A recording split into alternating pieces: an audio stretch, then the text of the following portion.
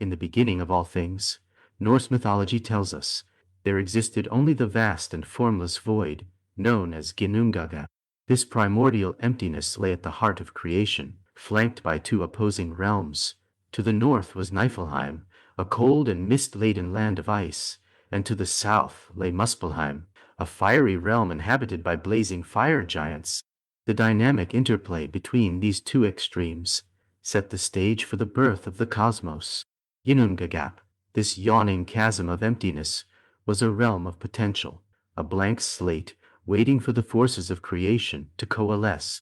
As the icy winds from Niflheim met the heat from Muspelheim, the boundaries between fire and ice began to dissolve.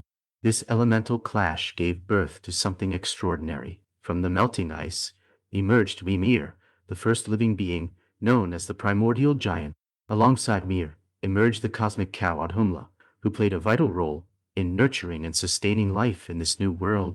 As Audhumla licked the salty ice blocks, she uncovered Buri, the forefather of the gods, a being who would eventually shape the destiny of the cosmos.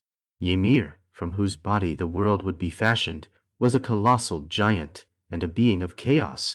As he slumbered, he sweated, and from this sweat sprang forth the first beings, the race of giants that would forever be in opposition to the gods.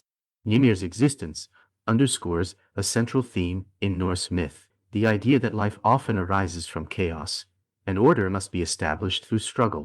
Audhumla, the nurturing force, fed Ymir, establishing a reciprocal relationship that symbolizes the duality of existence, creation nurtured by the consuming chaos of the giants.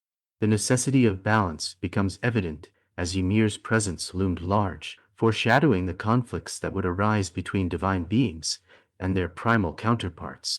Out of this primordial bedlam arose the gods.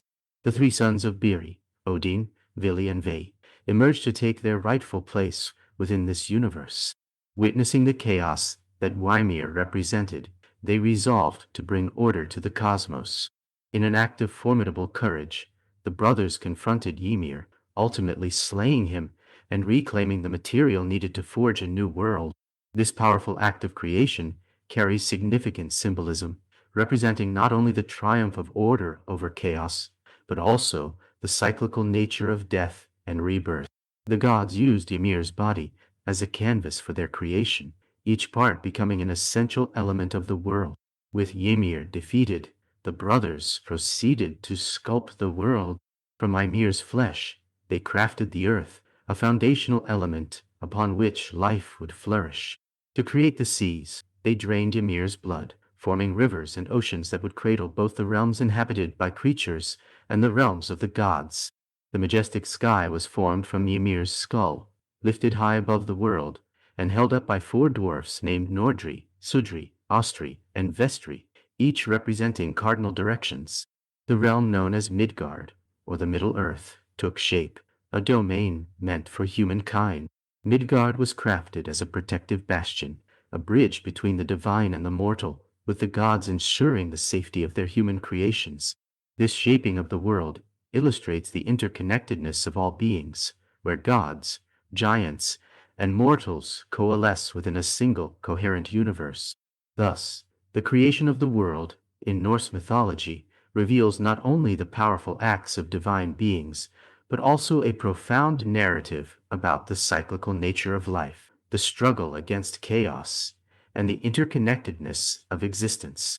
Each element of this creation story encapsulates the worldview of the Norse people, emphasizing that even from the depths of chaos in Ginnungagap, a structured and vibrant cosmos can arise. The myth of creation not only informs us about the gods and their powers, but also invites us to ponder our own origins and place in the grand tapestry of the universe.